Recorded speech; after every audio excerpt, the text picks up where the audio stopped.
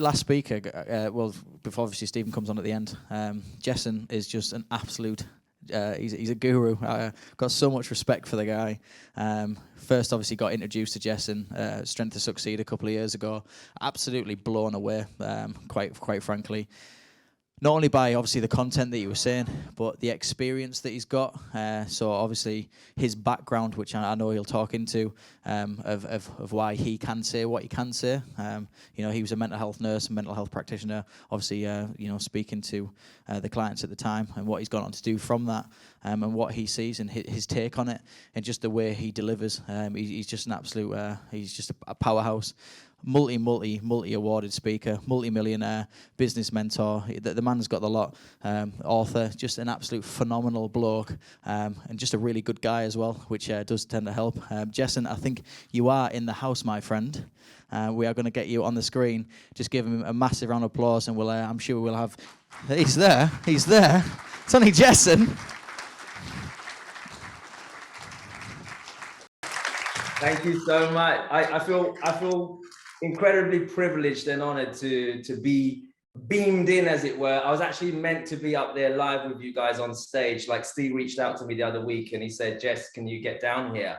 You know, there's like, stuff's not really cool at the moment. There's a lot of people struggling, a lot of people going through hard times. Sadly, a lot of people taking their lives. I said, Jess, can you get down here? And I tried, like, asked Steve, like, for my assistant, everyone was trying to look at flights, they're trying to get me down here because I've got a lot of events going on I'm from down south. Yes, I'm a southern softie. But the thing is for me is even if I can't be with you in person, I really feel I can deliver some value to you guys here. And Steve's asked me to come in and speak to you guys, specifically around what goes on through your head and how you can move forwards. Now, before I even go into any of that, could you all please join me in giving Steve and the rest of the team a massive round of applause for even putting this event on in the first place? In fact, could you all stand up and give him a standing freaking ovation, please? Just stand up for me. Stand up and give him a massive round of applause, please. Stand up. Give him a massive round of applause. The whole team. Yeah, there you go. Look at him. I can't see him because I'm here right now, but I love you, man. I appreciate you putting this on. Yeah, thank you so much. Thank you. Please take your seats. Thank you.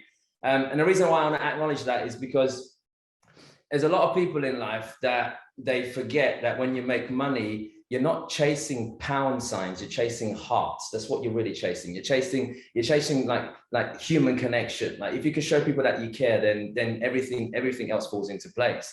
And someone like Stephen to go for what he's been through in the past and get himself to where he is now financially, but then also be someone that's never judging people, never looking down his nose at them, being in a place where he knows what it's like to struggle, and not just feeling sorry for people. I think, like, everybody, if you're here right now and you're here because you're struggling right now or you're going through some bad times, I want you to understand something. Neither Steve or myself or any other of the speakers, I hope, we're not here to feel sorry for you, with all due respect. And the reason why we're not here to feel sorry for you is because if I feel sorry for you right now, I'm going to disempower you, plain and simple.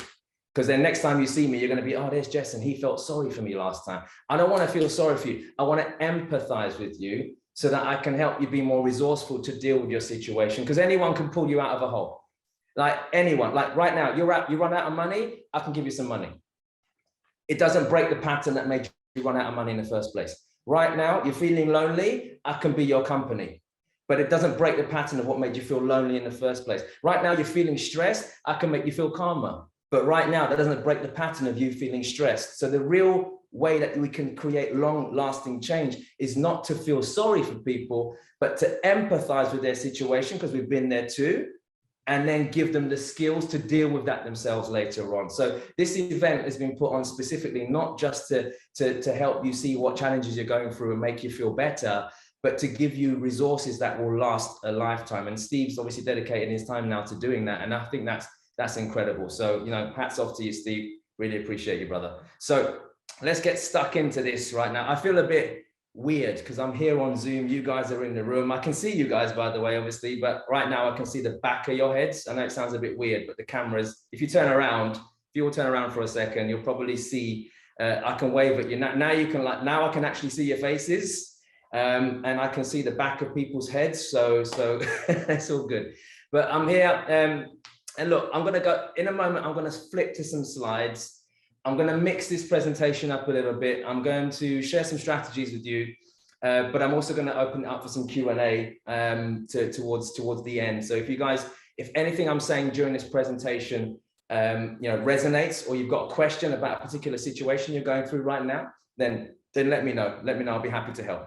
So let's get stuck into it. Now, do me a favor. Raise your hand if you are currently experience some kind of area of your life that you'd like to improve. Like there's an area of your life you'd like to improve right now. Give me a show of hands, please. Just raise your hand for me nice and high. Fantastic. Excellent.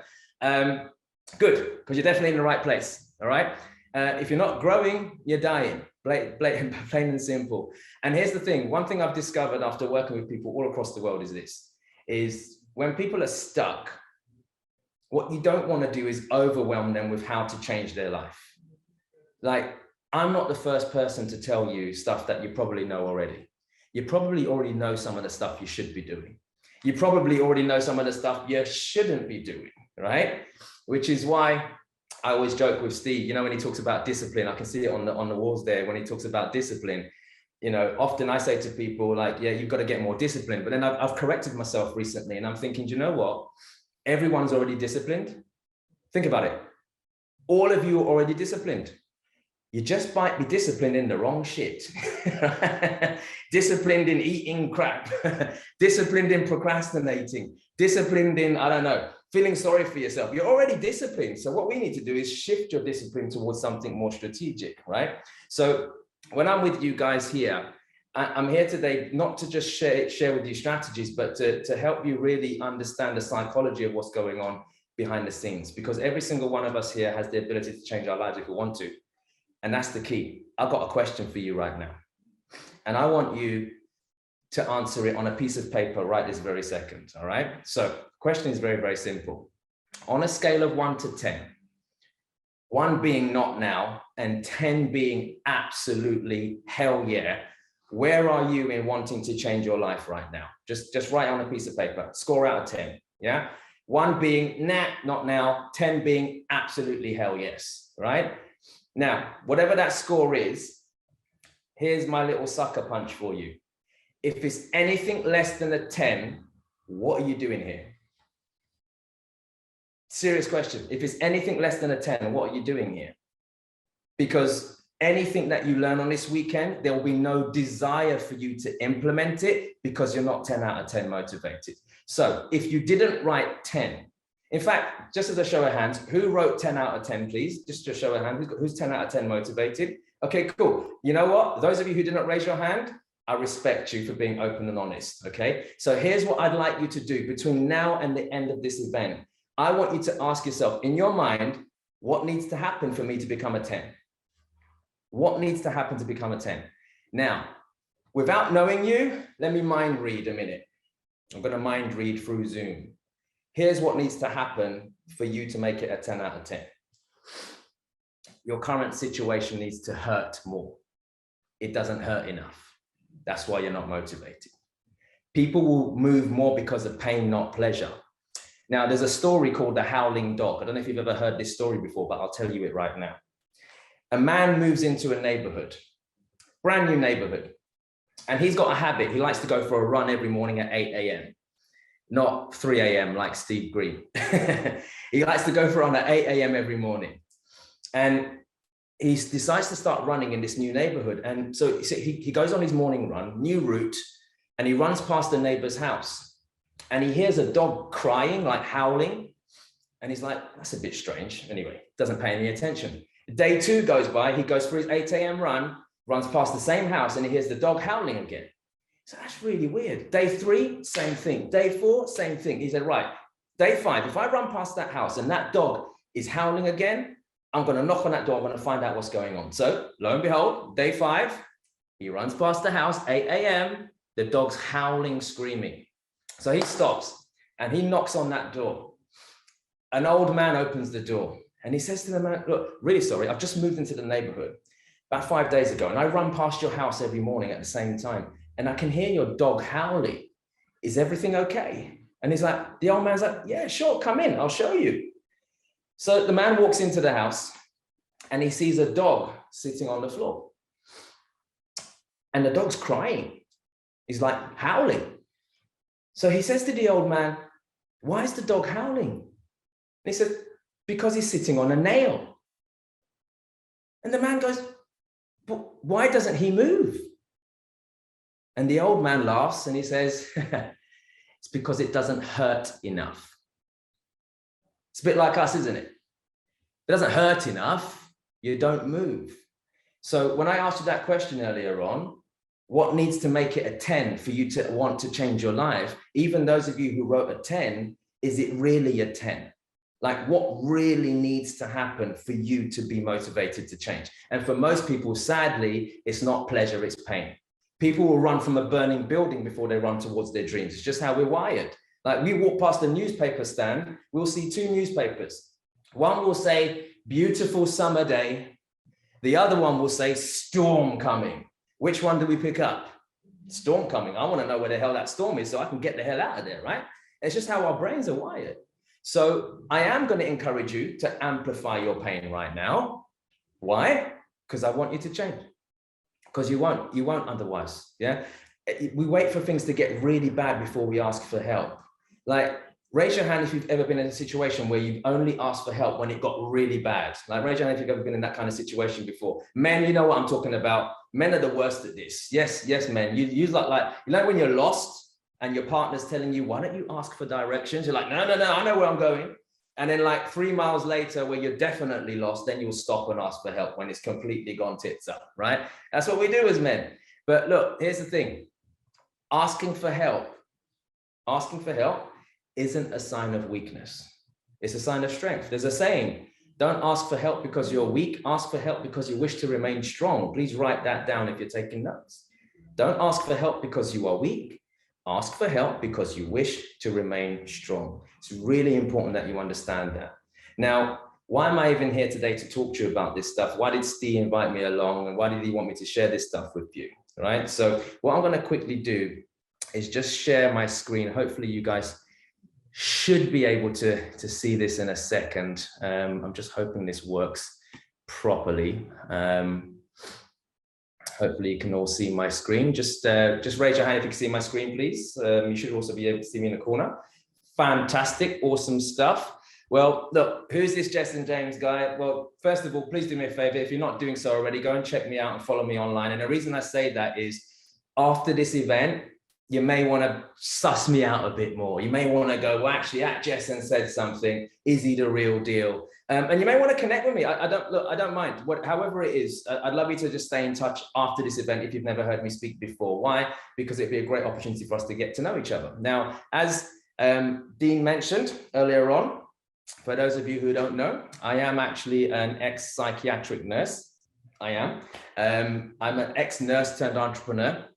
And with all due respect, with the crazy times that we've gone through, and I'm not here to support any conspiracy theories, whether COVID exists, doesn't exist, whether freaking Boris, who decided to wake up this morning and comb his hair with a balloon, decided to plant it on us or whatever. I really don't give a damn. For me, I just think whatever's going on in this world right now, I think one thing we can't knock in this country is our NHS and the nurses and the staff that have been putting it out there and supporting everyone. So just join me in giving them a round of applause, please, to our incredible National Health Service and the provision that we've got here in the UK. I think a lot of people don't have access to that, and we do, and I think it's a great blessing. And so, you know, for me, being an ex-nurse, I know what it's like. It's hard work. But at the same time, I didn't stay in the industry because I was actually asked to leave the industry in 2009. I worked in the private sector.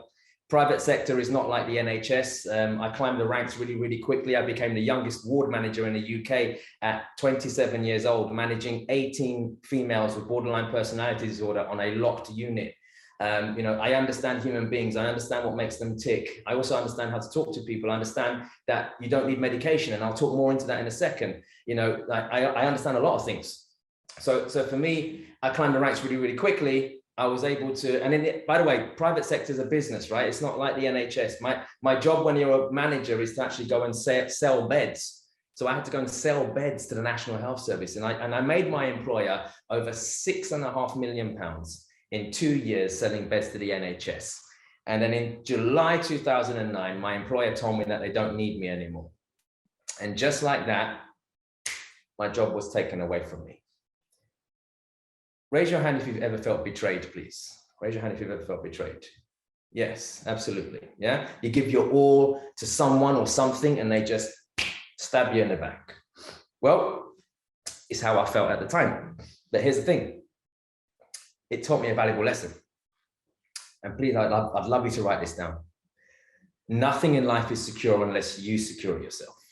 Please write that down. Nothing in life is secure unless you secure it yourself. Your job isn't secure. Your health isn't secure. Your business isn't secure. Your relationships aren't secure. Nothing in life is secure unless you secure it yourself. What do I mean by that? I mean, take responsibility. You're responsible for things that are going on in your world right now. And some of you will go, but Jess, what are you talking about? Like in my situation, I got fired. Like, yes, my boss fired me, but who gave her permission to fire me? Me, when I signed a freaking contract. That's the level of responsibility I want you to start thinking about. So that made me start thinking that nothing in life is secure unless you secure it yourself. Look, you can't control what's going on around you. You can't control the environment. You can't control the government. You can't control the economy.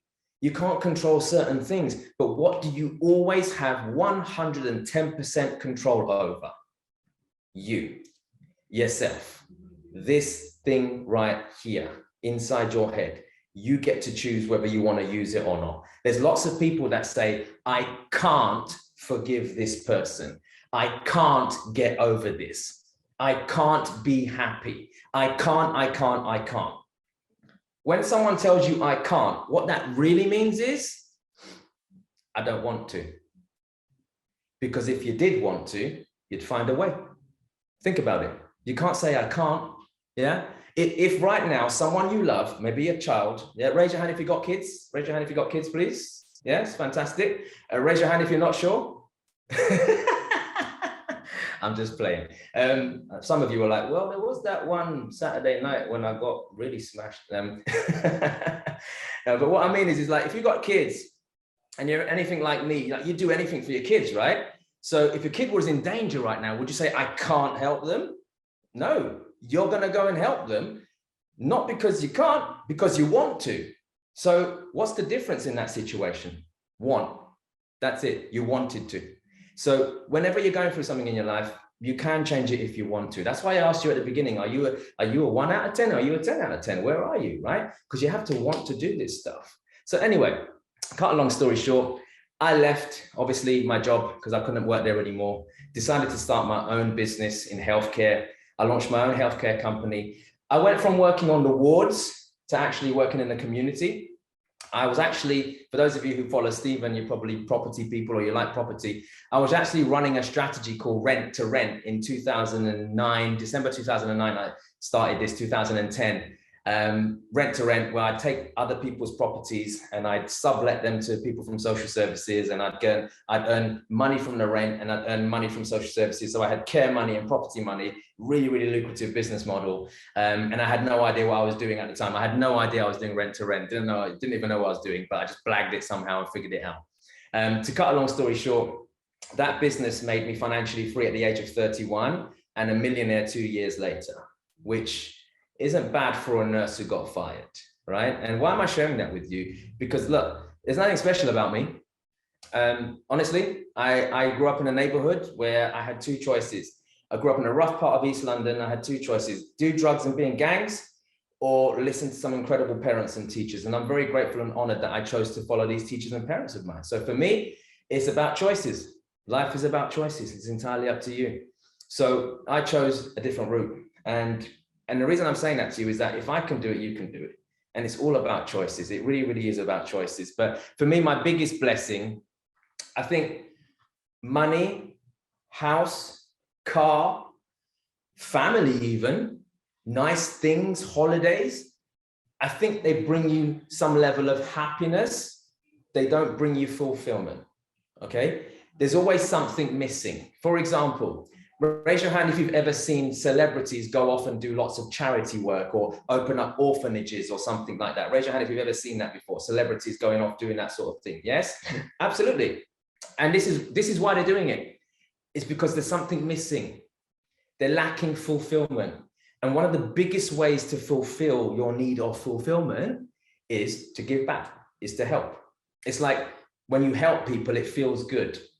Raise your hand if you like helping people, please. If you consider yourself charitable, you like to help others. Yeah, absolutely. And be honest with me. Raise your hand if you also know you haven't got your own shit sorted out yet. Be honest with me. Good. I appreciate your honesty. So I want to introduce you to something that you might be doing right now. You see, when we go and help people, what it really does is it releases oxytocin into our body. Like, it's a chemical and it releases into our body. And oxytocin is like a feel-good hormone, and it's addictive. It's like a drug. It's really addictive and you want more of it, right? So, you know, when you help that little old lady across the road with her shopping, you're like, oh, let me find some more old people to help, right? Because it feels good. And that's the thing. Many of us are doing this because it feels good. But here's what's subconsciously happening. If you haven't helped yourself yet, as in you haven't sorted yourself out yet, what you're subconsciously doing is distracting from what you should be doing to help yourself. Because it's much easier to help somebody else, because it makes us feel like we matter. It gives us a sense of belonging. It gives us a sense of purpose. So I get why you do it. I completely understand it. But what you might be doing is secretly sabotaging your own success. You've got to be aware of that. Look after yourself first. It's that old saying, like when you get on a plane, they tell you to put your oxygen mask on before you put somebody else's on. And some of us are too busy putting on other people's because it makes us feel good. And I'm giving you permission over the next 12 months to be absolutely freaking selfish, because you deserve it. You deserve it. Some of you go around helping others all the time and you feel like no one's helping you. Well, raise your hand if you're someone that is a supporter. You like to support others, please. Raise your hand for me if you're a supporter. You like to support others. Yes? Thank you. And raise your hand again if every now and then you think, well, who supports me? Who supports me? Yes? Absolutely. And you should. You should ask yourself that. You know why? Because it's okay to want help too. You're human. You're absolutely human. So for me, one of my biggest blessings in meeting my need of fulfillment is to actually go and help others.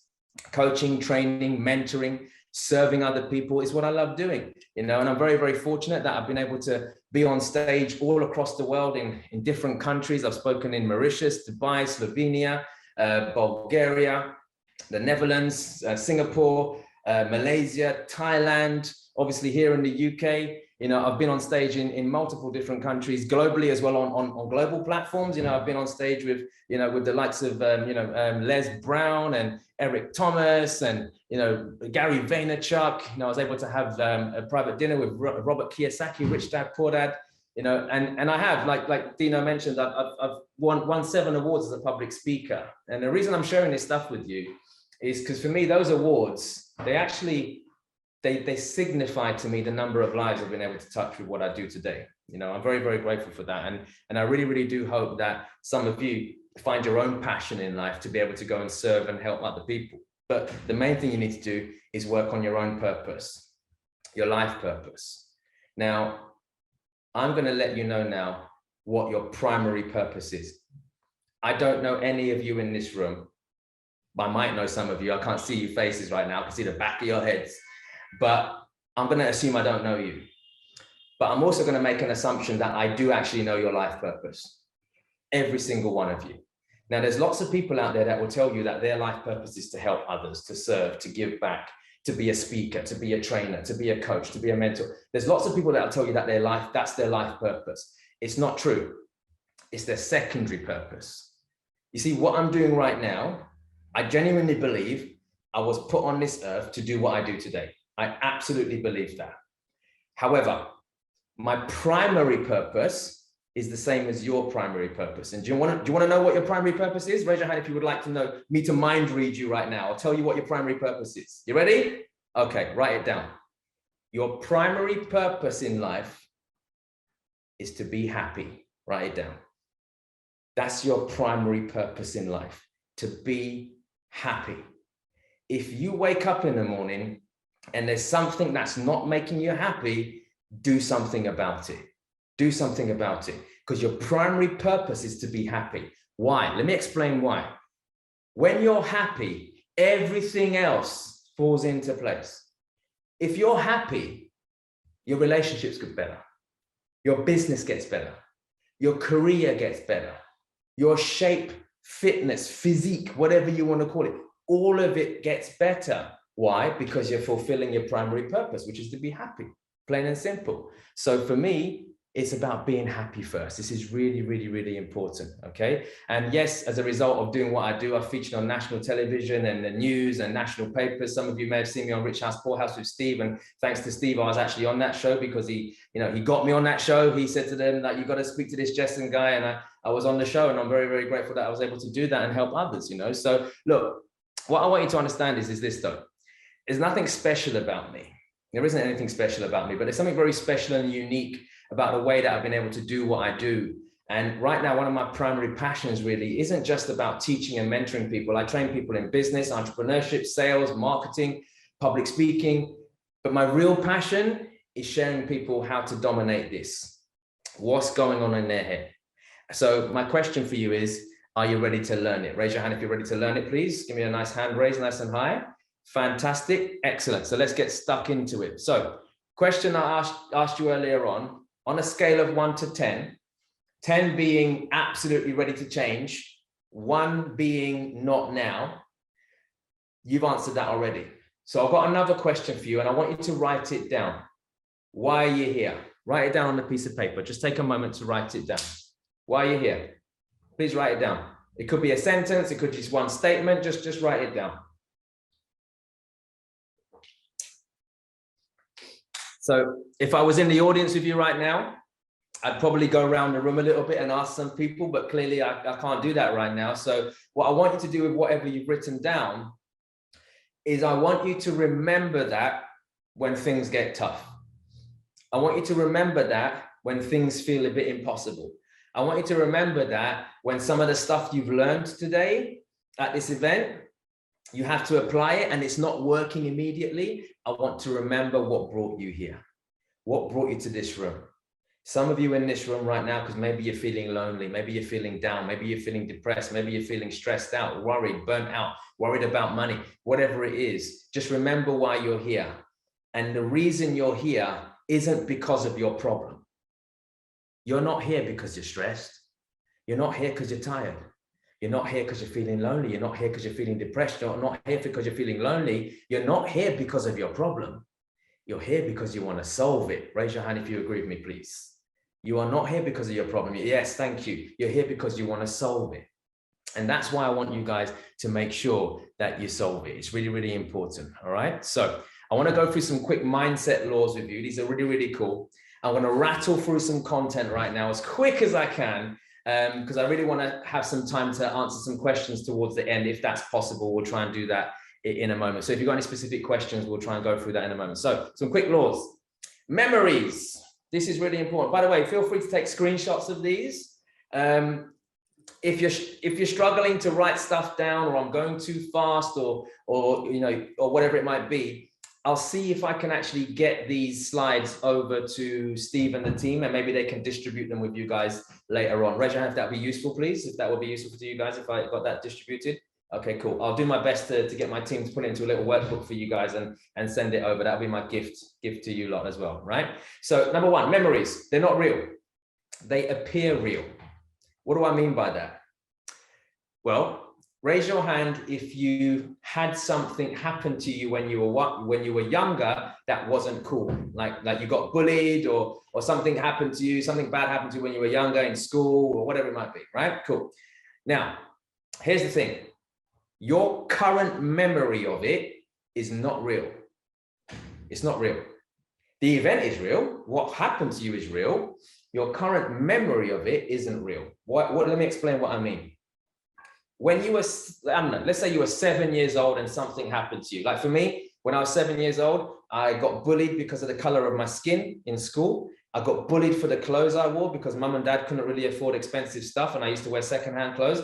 I got bullied for even down to the trainers I was wearing because everyone else was wearing Reebok and Nike and Max, and I was wearing some cheap of the cheap secondhand crap trainers, right? And so when I was 7 years old, my memory as a 7-year-old was of that situation. But as I got older, I started to put that event through my older filters. For example, pre-7 years old, we can't fully understand why people are mean. We don't know why people are mean. We're like, why are you being mean? We don't understand it. We're a child. As we get older, we start to create judgments about people. That person's this, that person's that, that person's this. So when you get older and you place the event through your current adult filters, you have a different memory of it. You start to go, that was really out of order. Why did they do that to me? I can't believe they did that to me. And then you start to make this situation worse than what it is. So that brings me to my point. Memories are not real. You've amplified them over the years. You've made them actually worse than what they are. You've created this new picture in your head of what your memory actually is. And it's not true. It didn't actually happen that way. You've amplified it. So what's real is the event, which presupposes if you wanted to right now, you could change what's called your internal representation of what happened to you. For example, in every bad, there's good. In every bad, there's good. There's someone in your life, I'd imagine at some point, whether you were young or even as an adult, that has done something to hurt you. Raise your hand if you've had someone hurt you before, emotionally, yeah, or something like that. Yeah, absolutely. Right now, think about it for a second. You can't change what happened, but can you change your internal representation of it? You can. For example, if somebody hurt you and it hurt, what's the good in it? Let's say, for example, you dated someone that wasn't very nice. What's the lesson in that? Stop dating assholes. That's the lesson. That's the lesson in it. That is the blessing. So next time you meet someone who's a bit like that, stay away from them. All right. So you've got to change your internal representation of it. It's a blessing. For example, my boss who fired me back in 2009, at the time, I thought it was horrible. In fact, I remember when she fired me, I think I was sitting in the car park waiting for her to finish work so I could run her ass over. Clearly, I didn't do it. I'd be in jail right now, right? But I didn't. But I was hurt at the time. But when I look back at it now, I am so grateful to her. If I met her tomorrow, I'd give her the biggest hug ever because she set me free that day. I didn't see it in the moment, but I see it now. So I'm going to ask you a question. What's happened to you in the past that you're not looking at the blessings in right now? Look, if you grew up with, I don't know, an abusive parent, or you grew up around, difficult times or difficult people or whatever it might be, stop blaming them for all the bad. What's the good in that? Maybe they made you as strong as you are right now. Maybe they made you the person you are today. Be grateful for that. If I didn't go through the hardship I went through growing up, I wouldn't even know half the things I know right now. So you've got to understand, memories are not real. We just make them that way. Okay. Next, conscious mind, unconscious mind. This is really, really important. All right. Your conscious mind and your unconscious mind. They're two separate things. Yeah. We've all heard of the conscious mind, unconscious mind. I'm pretty sure Steve and some of the other speakers have been talking about this. Raise your hand if you've heard this before. Conscious mind, unconscious mind. Yes. Fantastic. Okay. So a few of you. So let me explain what it means. Conscious mind is things that you consciously think about. All right. Now your conscious mind can only store between 5 and 9 things at any given time. Between 5 and 9 things at any given time. Your unconscious mind is where all of your memories are. This is where all of your memories are. All of the things that you've been recording over the years. Yeah. It's where you store all your information. It's like your hard drive where you store stuff. Okay. So for example, on a count of 3, I'm going to ask every single one of you to shout out your mobile phone number. Okay, ready? 1, 2, 3, go. Shout it out, shout it out, shout it out, shout it out. What's your mobile phone number? Shout it out nice and loud. Shout, shout, shout, shout, shout. Yes. All right. Obviously, I didn't hear any of that. But my point is this. Where was your phone number before I asked you? Stored in your unconscious mind. You wasn't consciously thinking of your number. I gave you a conscious instruction to find your phone number. So the conscious words were, what's your phone number? Conscious instruction. It now went and looked for it in your unconscious mind. So it wasn't something you were consciously thinking about until I asked you, right? So our brains are like this. This is how our brains work, right? You don't have a memory problem. You've got a conscious mind, unconscious mind integration problem. Because like I said, your conscious mind can only store between 5 and 9 things at any given time. So if your mind right now is full of stress, worry, anxiety, what will people think of me, shock, whatever it is, whenever someone asks you something, you might not be able to remember it because you're stressed out. Yeah. Have you ever been in a situation before where you couldn't remember something and you were really desperately trying to remember it and you started getting stressed out and you couldn't remember and you couldn't remember and you couldn't remember? Raise your hand if you've had a situation like that before where you just couldn't remember that thing. Yes. All right. Then what happens later on when you go home at like midnight? You wake up and go, that's that thing I was thinking about earlier on. Raise your hand if you've had that experience before, please, where later on. Yeah, absolutely. So what happened in that situation? Your conscious mind started to get clearer and emptier, which allowed you to be consciously giving your unconscious mind an instruction to look for that thing you forgot. At the time you were trying to remember earlier on, the pressure and stress of trying to remember it was too much that you couldn't get that connection going on. It's a bit like if you turned up at, I don't know, the scene of an accident, the scene of a crime, car crash, should I say, and let's say you turn up and let's say you're the paramedic and someone's just been in a car accident and they're in shock. They probably can't remember their name. They can't remember what happened. They can't remember where they are. Why? Because their conscious mind is full of shock. They can't actually access what happened. Then what happens later on when they're in hospital and start to settle down? What starts to happen? They start to remember who I am, what happened, oh my goodness, right? So that proves to you, if your conscious mind is full of crap, you're not going to be able to get resourceful and get all the results. Look, trust me when I say this, your state dictates absolutely every single thing that you do in life. How you are dictates everything that you do. And I'll talk more into that in a second, right? So I'm just going to try and rattle through as much of these things as I can because I really don't have a lot of time with you guys and I want to make sure I give up some time to answer some questions as well. The next thing is cause and effect. What does this mean? Unfortunately, we're living in a world where most people are pointing fingers at people. This is what we call the side of effect, blaming others, blaming people all the time. Telling you it's your fault, wherever it is. Yeah. Now, a good mentor of mine once told me, whenever you point one finger at someone, there's 3 fingers pointing back at who? Yourself. Okay. Cause and effect is about you taking responsibility and not being on the side of effect. For example, asking yourself, why did they do that to me is effect. You're trying to blame them. Asking yourself a better question by going, how did I create this? How can I avoid this from happening again? That's a much better situation to be in. For example, if you've had someone in your life right now treat you like crap, then that's technically not your fault because they're not being very nice to you. But what do you have control over? Being around those people. You get to choose. You don't have to be around them if you don't want to. And I know some of you are going, but hang on, I'm in a relationship. I've got kids with them. I've got this or this and that. Look, that's irrelevant. That is irrelevant. You've got to understand something in life. There's tolerance and there's standards. There are things that you're willing to tolerate and there are things that clash with your standards. For example, if you're in a relationship, you can tolerate certain behaviors. For example, I'm fully aware Gemma tolerates a lot from Steve. And I'll just play. But there's a lot of tolerance involved. But there are certain standards in relationships that you're not going to accept. For example, you can tolerate with your partner being a bit messy or a bit forgetful or whatever it might be, but they mean well. But you wouldn't tolerate if they started hitting you.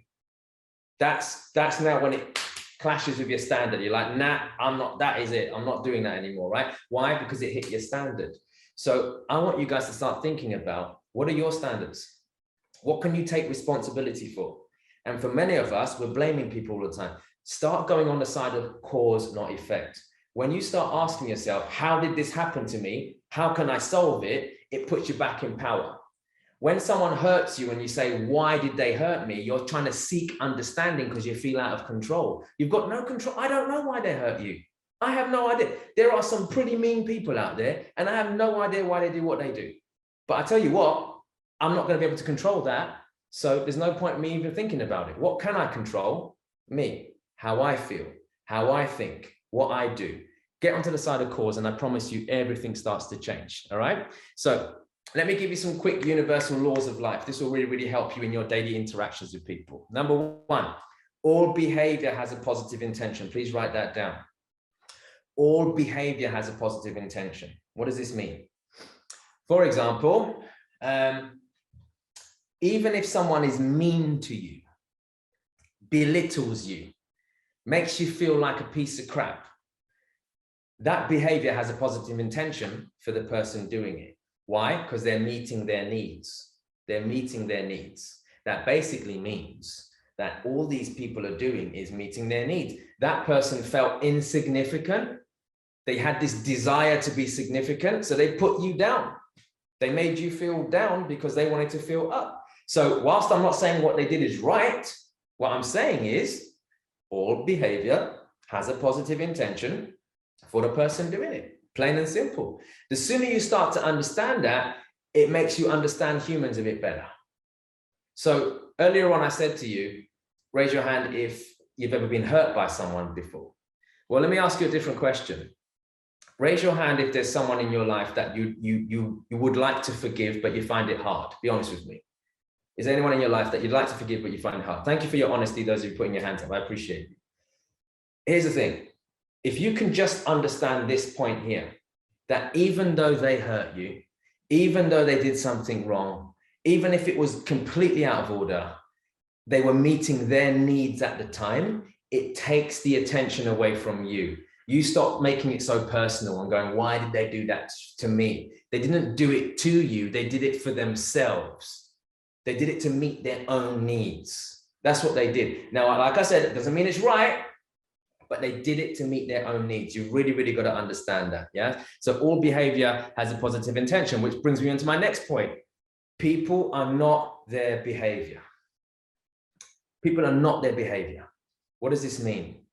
It basically means when someone's behaving in a certain way, it doesn't make them that kind of person. For example, this is a great example, actually. Raise your hand if you've ever felt low or depressed, please. Raise your hand if you've ever felt low or depressed, please. Yes, quite a few of you. Fantastic. Look, we've all been there, all right? Notice I asked you a key question. I asked you if you've ever felt it, not been it. A lot of people say, I am depressed. Well, really? It's you? It's a thing? Where is it? I can't see it, right? It's a behavior. Did you know depression is a behavior? Anxiety is a behavior.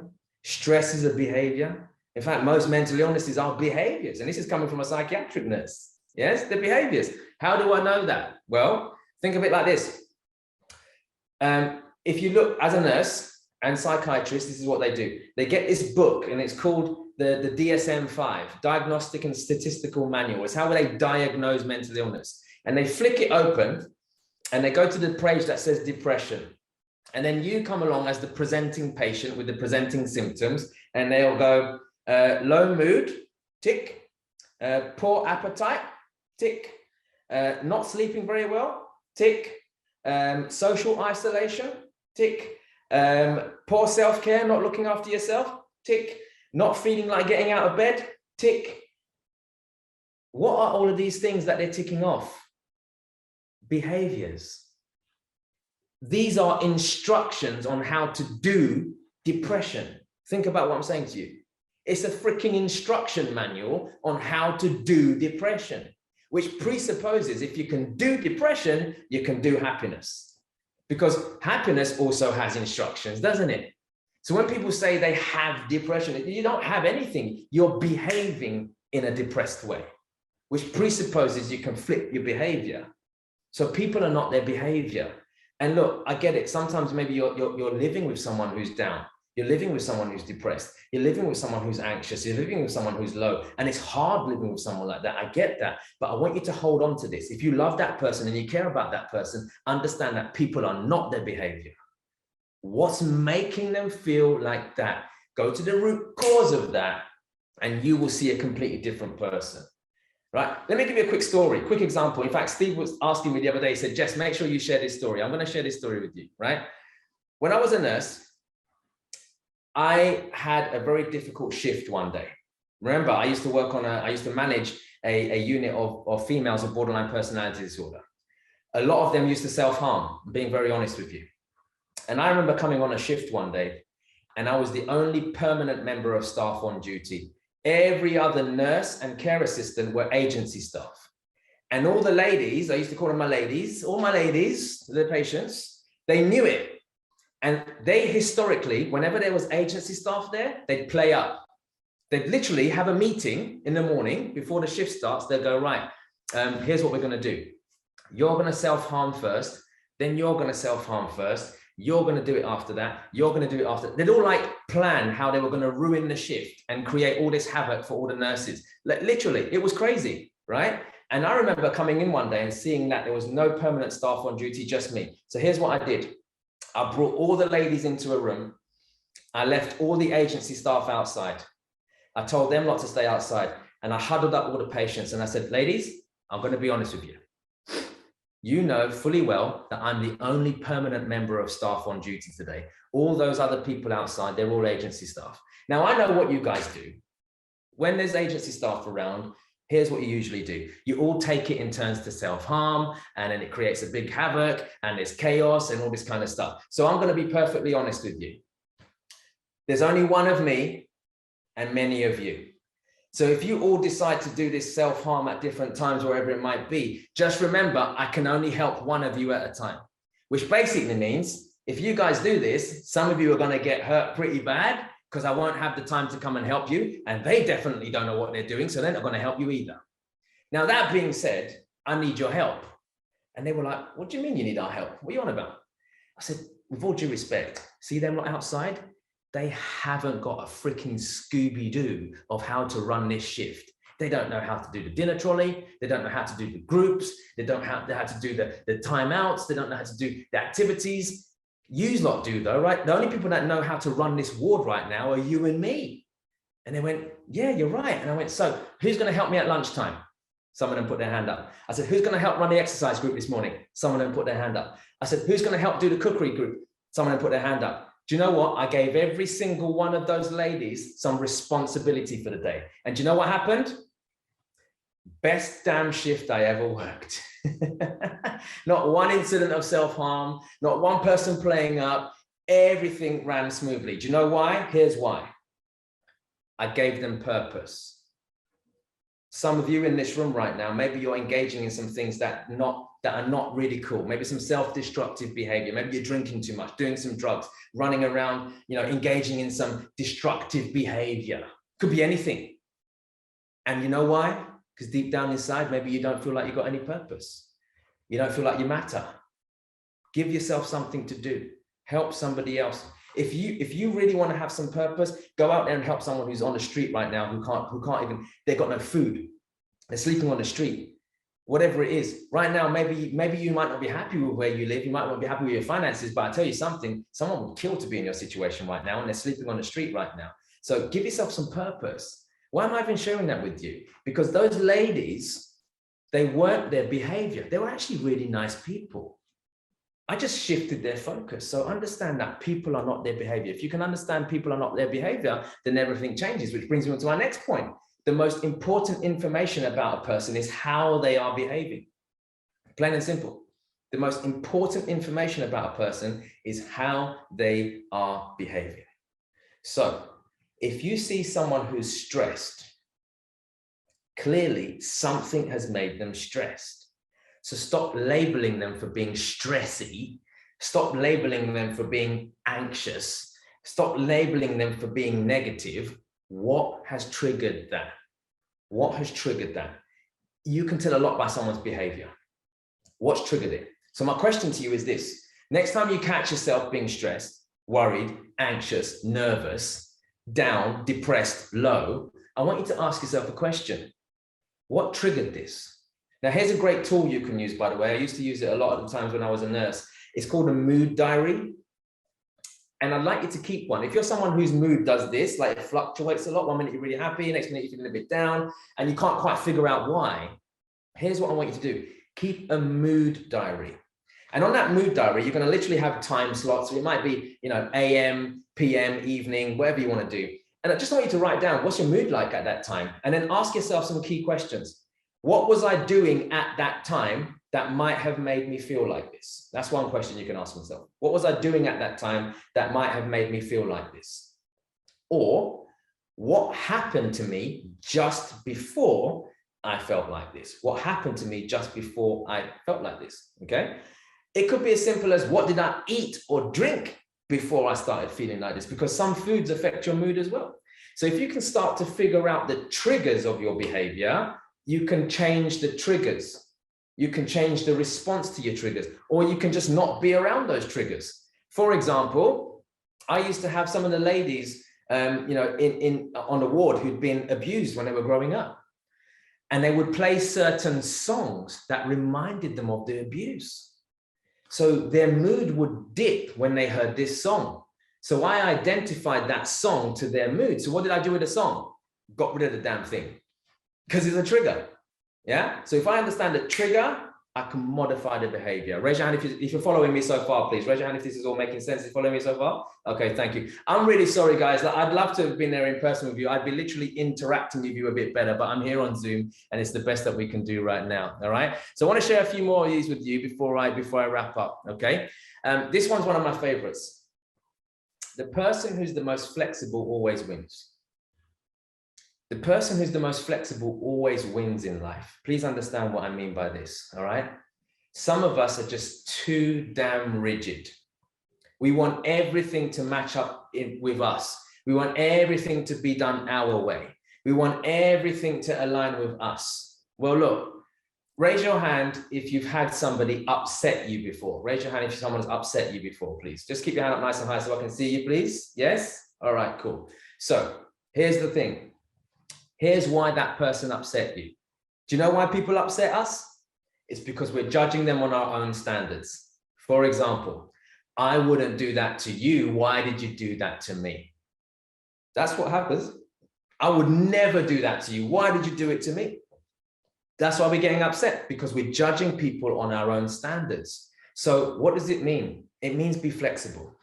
If you can be flexible in business, if you can be flexible in life, if you can be flexible at work, just in your day-to-day living of your life, if you can learn to be a bit more flexible, you can adapt to certain things and stop being so rigid. You can't just go around blaming everybody and stressing out over everything all the time. Be flexible. Yes, I get it, people will offend you, but if you understand that people are not their behavior, that makes you flexible. If you understand that all behavior has a positive intention for the person doing it, it makes you flexible. Yeah. So you've got to understand. Like for me, I understand that people get stressed for different reasons. For example, I'm right now, I'm in my London office. I spend a lot of time in London. And when you're driving around London, you see these black taxi drivers. Raise your hand if you've seen them before. The black cab drivers. Raise your hand if you've seen these guys. Yes. And sometimes they can be very angry, stressy people. And they'll just cut you up and all this kind of stuff. And they just get angry and and remember, people are not their behavior. Yeah. So I look at it, or all behavior has a positive intention. So they might cut me up and they'll stick their finger up and swear at me and blah, blah, blah. And I just smile at them and wave back. It's really cool. But what I mean is that people are not their behavior. Clearly, that person doesn't go around swearing at everyone all the time. I hope they don't. And even if they did, there's always a trigger behind that. People aren't born like that. Triggers make people do that. So I want you to start practicing being flexible. Next time something happens, even now, like next time, let's say you're struggling financially, be flexible enough to understand this. Everything is beautiful just the way it is. Please write that down. Make that your mantra. Do you know when I get into difficult situations, I stop and I just say that to myself. Everything is beautiful just the way it is. And you might think, Jessen, have you been hugging trees and lighting incense candles? No. But I believe in being a bit more spiritual and connected. Steve will tell you this all day long, right? It's about being a bit more connected and understanding that everything serves us in one way or the other. Everything is sent to serve us. So everything is beautiful just the way it is. That only happens when you embrace this thing here. The person who's the most flexible always wins. You see, leaders do what's right, not what's easy. Please write that down. Leaders do what's right, not what's easy, which basically means you are the leader of your life. You're going to have to do some things that are not easy, but they're going to be the right things, such as there are people in your life right now that you need to say goodbye to and not hang around with them anymore. It might not be easy, but it's right. There are people out there right now that you need to have courageous conversations with and say, hey, you know what? You've been treating me like a piece of crap. I'm not tolerating that anymore because I deserve better. And I love myself enough to know that I deserve better. So that ain't happening anymore. That's not easy, but it's the right thing to do. What's easy is to please everyone. What's easy is to just sit down and not do anything about your situation right now. Let me explain something to you about people who are too casual in life. There's a saying, when you're too casual in life, you become a casualty of life. Please write that down. When you are too casual in life, you become a casualty of life. That's what happens. So I'm telling you right now, I know it's not easy. I know your situation might be hard. I know you might be looking around you thinking, you know what, nobody gets me. Nobody understands me. I feel alone. I feel lonely. I feel stressed out. I feel misunderstood. I feel like my whole world is falling apart around me. I know what it's like to feel like that. But you need to understand that in order for you to change how you're feeling, you've really got to understand something. You're going to have to make some hard decisions, but they're the right ones, not the easy ones. The right decision is to ask for help, even though you're embarrassed to ask for help. The right decision is actually to reach out when you feel like not reaching out. The right decision is actually to tell someone, you know what? My mental health isn't great today. Do you know so many people have got this stigma around mental health? It's okay, like you'll see someone with cancer and they're like, oh my God, I hope you get better soon. They see someone with a mental health condition, they're like, still stay away from me, keep them locked up. Why don't people share the same compassion? But look, it's time to celebrate everything. The good, the bad, the ugly. Everything in your life is beautiful just the way it is. You, including your faults, your flaws, all of it is beautiful, just the way it is. So be flexible. It's really, really important. Now, that being said, I'd love to hang around with you guys some more. I've just got a few little bits that I wanna share with you. Some little tips I want to give you before we go. All right. There's one thing I want to talk about, which I know Steve put this event on to help with your mindset, but I also know that money is a problem for a lot of people nowadays. In fact, raise your hand if you'd like to make even more money than what you're making right now, please. Raise your hand if you'd like to make even more. Yes, absolutely. It should be all of you, by the way. Yeah. You know, sometimes people say to me, hey, Jess, money doesn't buy you happiness. And I'm like, yeah, well, poverty doesn't buy you shit. What does poverty buy you? More stress, more drama, more anxiety, more worry. That's what poverty buys you. Money buys you solutions, whether you like it or not. It will buy you solutions. So I wanted to change your mindset around money. Next time you have money in your hand, even if it's your last £5 note, I want you to spend it with love. Spend it with love. You see, the funny thing about money is this: the universe won't provide you more of it until you're already grateful for what you've already got. And most of us are running around not being grateful for the fact that we're down to our last fiver. Do you know that someone out there on the street would kill to have that last fiver you've got? They'd kill to have that last fiver. And you're not grateful for it and you want more? How can the universe possibly give you more of what you're already ungrateful for? Think about that. So no matter where you are in life, whether you've got lots of money in the bank or no money in the bank, spend it with love. Spend it with love. Because money is energy. It's got to flow. If you make some money, but you don't deploy it, invest it, use it on yourself or whatever, if you don't deploy it, it creates a blockage. And that means none of it will flow. You've got to learn to deploy that money. You go and speak to Steve. You go and speak to any millionaire, they'll tell you that they're not sitting on loads of cash in the bank. My cash in the bank will depreciate. So I deploy it. It's got to flow.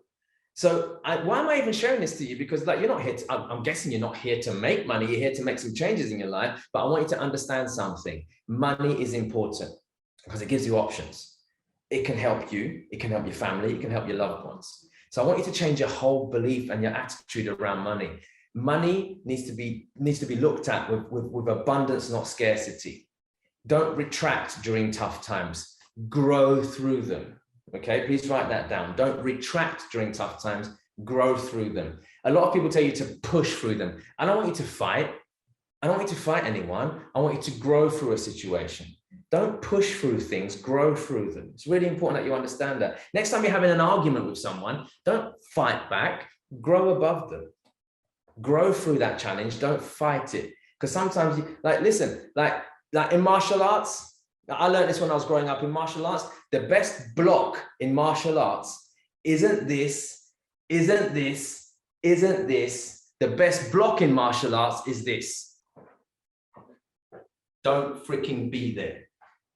That's the best block in martial arts. Don't be there. So when you're going through friction, grow above it and don't be there. Stop fighting stuff. Accept things as part of you. You've really got to understand that. Yeah. And so for me as well, look, I had some really tough times when I was, when I was going through some difficult times. I want to share that with you before we leave, because I think it's really important that you understand that. Right. So for me, I went through some difficult times. Everything wasn't always rosy. I was making good money, nice house, nice car, nice things. But raise your hand if you agree with me. Life sometimes throws you a curveball. Raise your hand if you understand that, please. Life throws you a curveball when you least expect it. Well, for me, my curveball came in December 2015. You see, my wife at the time told me that she didn't need me anymore. Didn't want to be with me anymore. And just like that, she decided to end it.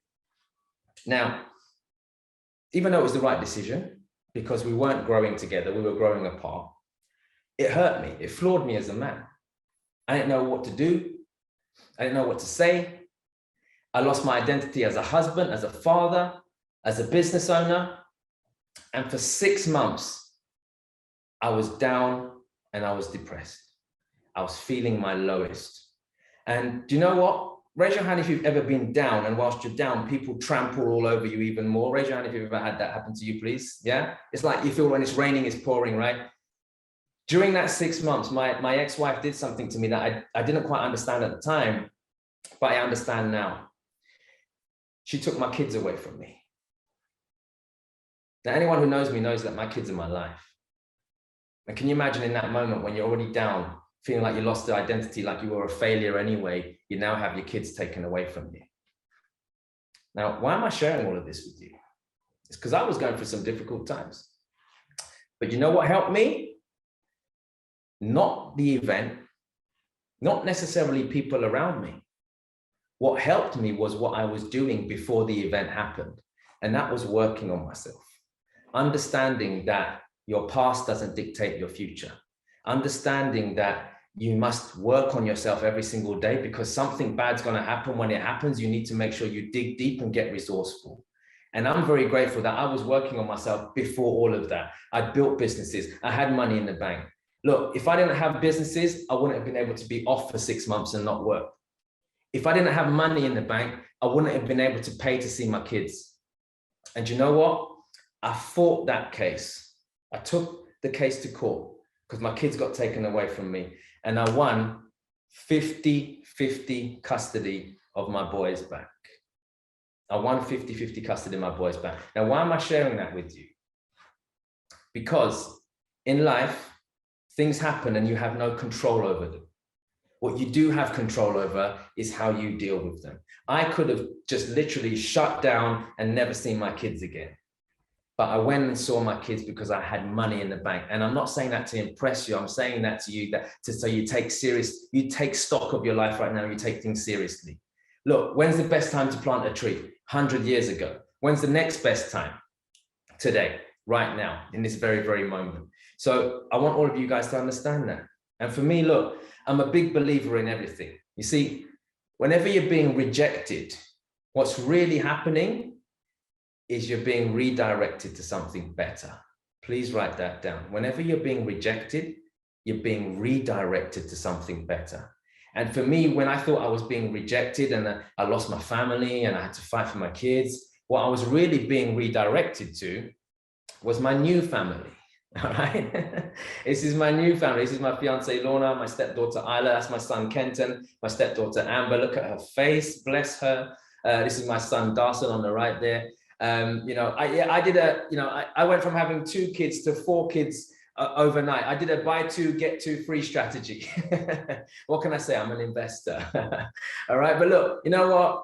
I know I went through some dark times, but my life is happy now. Like, everything, remember, everything's beautiful just the way it is, right? You're being redirected to something better. And I have some crazy times. I've got 4 kids. They're running around half the time, trashing the joint. It's all good. Amber, she's always like that in photos, by the way. She hates having a photo taken. Don't believe me? Look, there she is. There we go. Once again.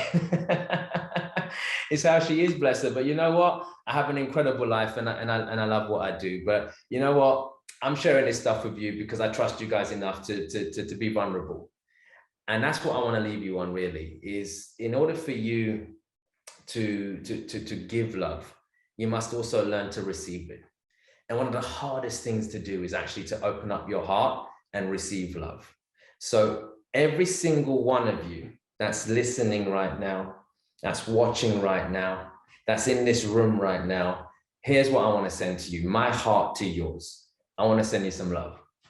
I love you, every single one of you, whatever you're going through, whatever your past is. I really don't give a shit.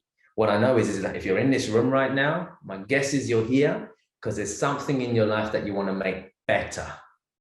And that requires love. And right now, if you don't believe it's possible to change, take my belief in you and run with that until you're ready to have your own. I believe in you. I believe you matter. I believe every single one of you watching this has a purpose in life. I think it was Mark Twain that said, the 2 most important days of your life, the day you were born and the day you figure out why. And maybe, just maybe, you're here today because it's time to figure out why.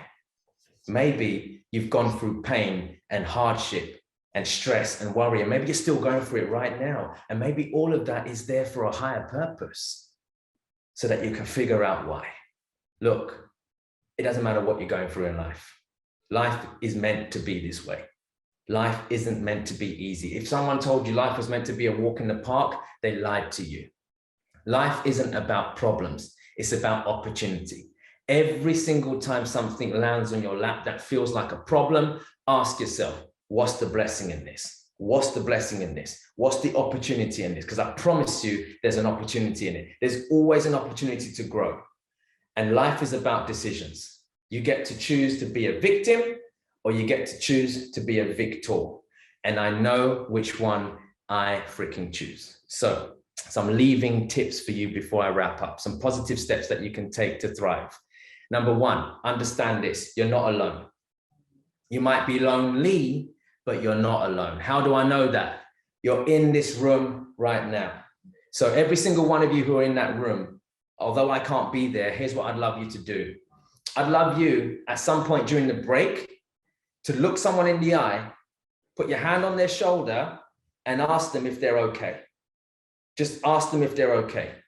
Let them feel connected in some way or form. It could be a stranger, someone you've never met before. Just ask them that you're okay. Do you know sometimes it's easier to talk to a stranger than it is to someone that you know? You're not alone. Never think that you're alone. Next, understand your triggers. Like I said earlier on, keep that mood diary.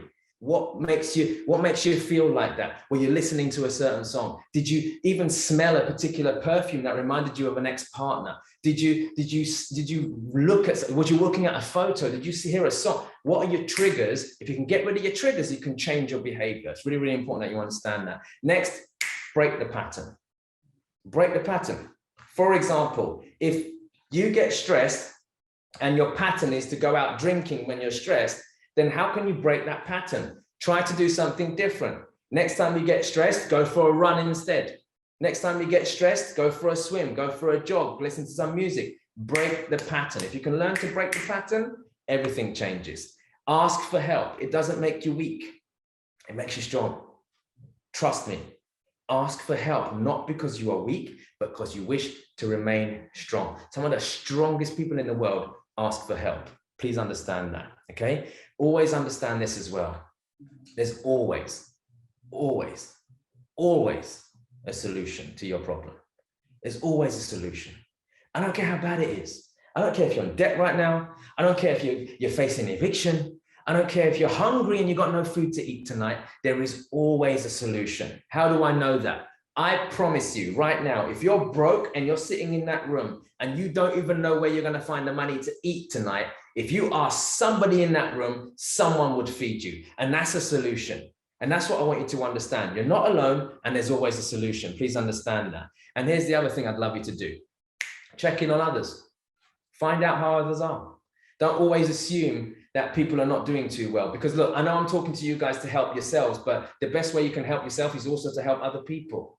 You know, one of the worst things you can say to somebody when they're going through a depression or feeling down is tell them to, you know where I am, come and see me if you need me. They're not going to do that because they're socially recluse. They're not going to go and approach you. They're on their own. So what you should say to that person is instead, look, I know you're going through a hard time. I know you're feeling a bit low. I know you're feeling a bit down. And I'm not going to intrude on you, but I also know that you're probably not going to come to me if you need help. So here's what I'm going to do. Even if you don't engage with me, I'm going to check in on you every now and then because that's my way of making sure you're okay. And when you're ready, you can come and hang out with me if you want. So check in on someone because they might need you. All right. So look, I hope this presentation served you. In a moment, I'm going to kick it back over to Dean and the team. If you've got any questions, if you have time for that, I'll happily hang around and answer a few questions. But I really hope you got value from what I'm saying. I really hope that anything I've shared with you has resonated with you. Again, feel free to follow me and connect with me online. I'd love to hear more from you. If anything I've said during this presentation resonated with you, just drop me a DM on social media, on Instagram, you know, and let me know how it felt. But let me leave you with one last thing before I go. And you might want to write this down. Understand that on this journey that we're going through, life doesn't take you where you want to go. It takes you where you need to go. And sometimes where you need to go is to a dark place because you can't possibly know what light is until you've experienced the dark. And let me tell you this, you're not buried. You've been planted. You're not buried. You've been planted.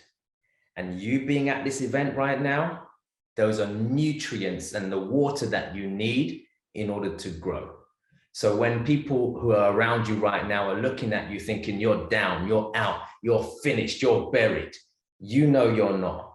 You've been freaking planted and you are going to grow. All right. So I love you guys. Big love from me. Appreciate you. Thank you so much for listening. You guys are freaking awesome. I really, really appreciate you. Thank you so much. I'm going to kick it back over to Dean and the team and let me know if there's anything, guys, that you want me to share or comment on. Please let me know. That'll be awesome.